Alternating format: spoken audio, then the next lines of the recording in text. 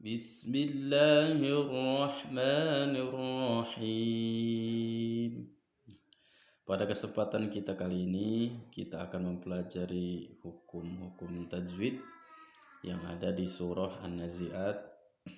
Kita akan belajar dari ayat pertama sampai ayat kedua, ketiga, keempat, sampai ayat kelima. Setelah kita mulai di ayat yang pertama, wan nazi'ati gharqa. Wan nazi'ati. Pada kalimat ini ada 3 hukum tajwid, diantaranya adalah alif lam samsiyah, yaitu wan nazi'ati. Wanna ini masuk ke dalam hukum alif lam syamsiyah. Terus yang kedua adalah gunnah, dan yang ketiga adalah mad asli. Nah, alif lam samsiyah pada surah An-Nazi'at ayat pertama ini terjadi atau sebab ada alif bertemu dengan huruf nun. Di sini ada alif kan bertemu dengan huruf nun, ketika dibaca huruf lamnya tidak tampak di atas. Di atas huruf setelah alif lam ada tasdid, maka terjadilah di sini alif lam samsiyah. Dan gunnah dalam surah An-Nazi'at juga ayat yang pertama, oleh sebab huruf nun yang bertasydid, cara membacanya gunnah adalah huruf nun ketika dibaca harus didengungkan. Wanna ini didengungkan antara 3 atau 2 harokat.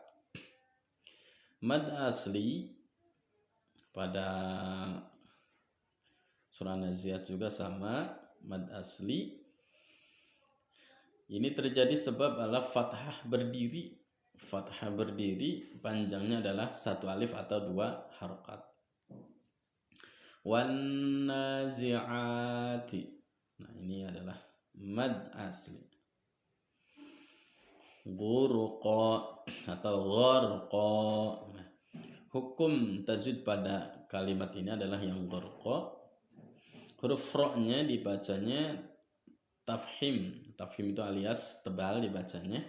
Dan surah An-Nazi'at ini terjadi sebab huruf ro disukun oleh fathah. Ro-nya sukun oleh fathah, maka ro-nya dibacanya tebal. Yang terakhir adalah qa, gharqa.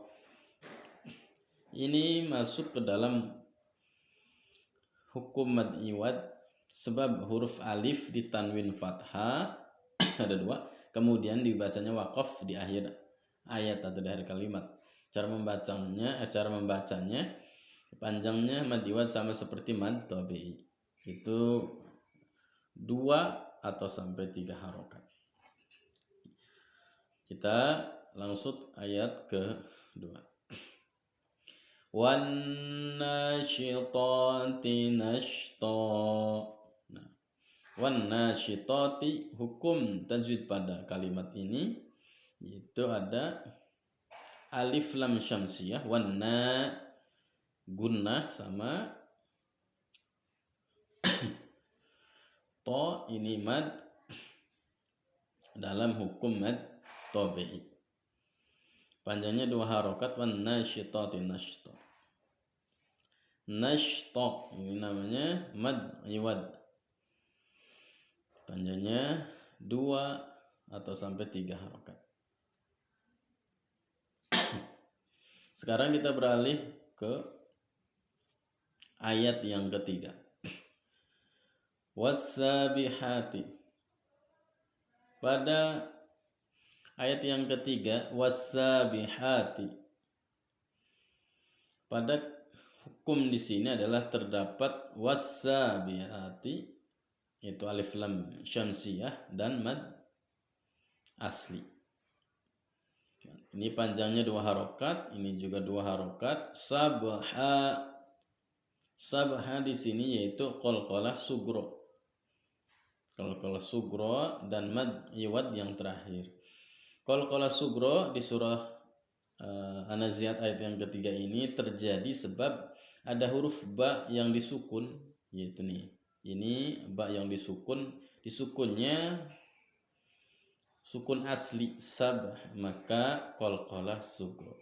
Adapun madnya, mad iwadnya keterangan sama seperti pada ayat yang sebelumnya, itu bacanya waqaf 1 harokat dan panjangnya 2 sampai 3 harokat. Nah, kita lanjut ayat yang keempat. Fassabiqati sabqa. Nah, fassabiqati. Hukum pada tajwid ayat yang keempat yaitu ada alif lam syamsiyah.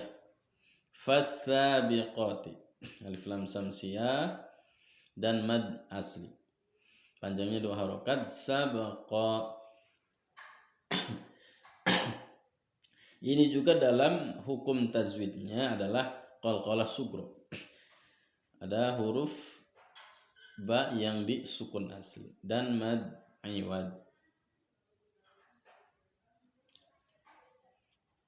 Ayat yang kelima, ayat yang terakhir, fal mudabbirati amra.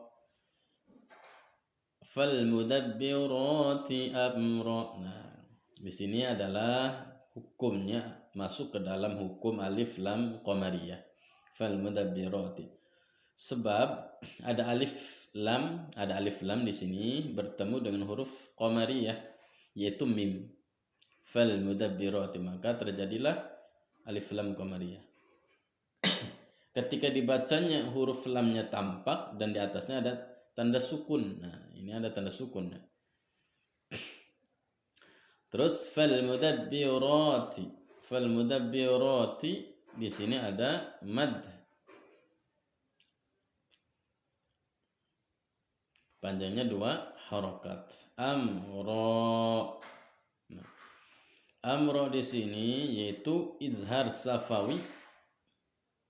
Izhar safawi karena terjadi sebab ada mim sukun bertemu dengan huruf ro. Nah, ini ada mim sukun bertemu huruf ro. Ketika dibaca, huruf mim tidak boleh didengung.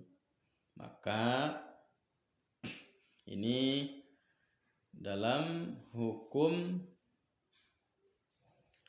izhar syafawi. Amro. Nah, ini juga sama mad iwad.